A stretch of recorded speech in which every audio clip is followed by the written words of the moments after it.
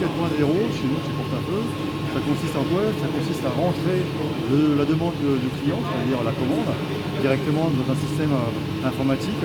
Ce système informatique va ensuite tout gérer. Tout gérer, ça veut dire quoi? Ça veut dire qu'on reprend ces éléments de la commande, on va les intégrer dans d'autres systèmes qui vont traduire en fait les besoins du client sur des programmes machines.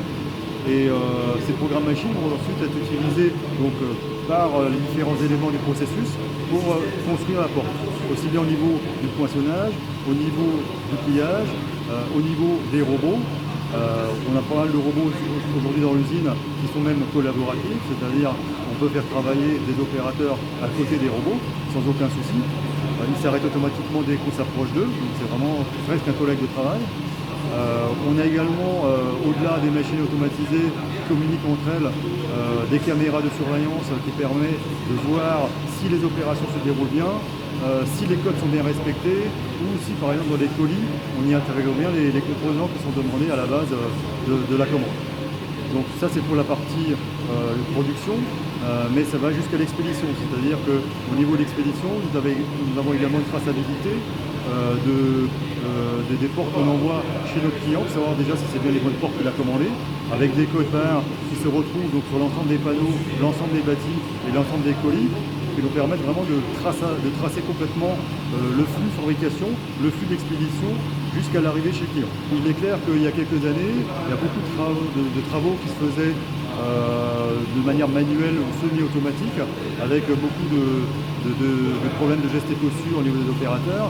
Aujourd'hui, je dirais 90% de nos actions, des opérations de fabrication, sont complètement automatisées. C'est-à-dire que c'est des robots qui font le travail pénible, comme le pliage, le poinçonnage.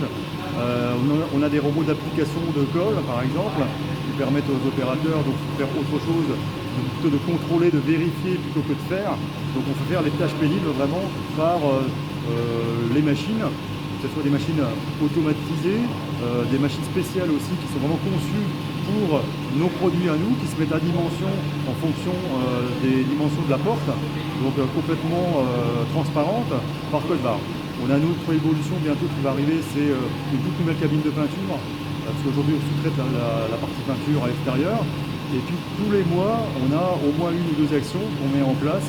Soit c'est à l'initiative de la partie du département industrialisation, soit c'est à l'initiative directement des opérateurs. Les robots, on les achète donc, sur le marché, on les intègre soit sur des machines spéciales, soit directement dans notre production. Ils viennent de France, même si ce n'est pas vraiment des produits français, c'est des distributeurs, parce qu'aujourd'hui il n'existe pas malheureusement de constructeurs de robots français. Donc voilà, on les achète vraiment sur le marché.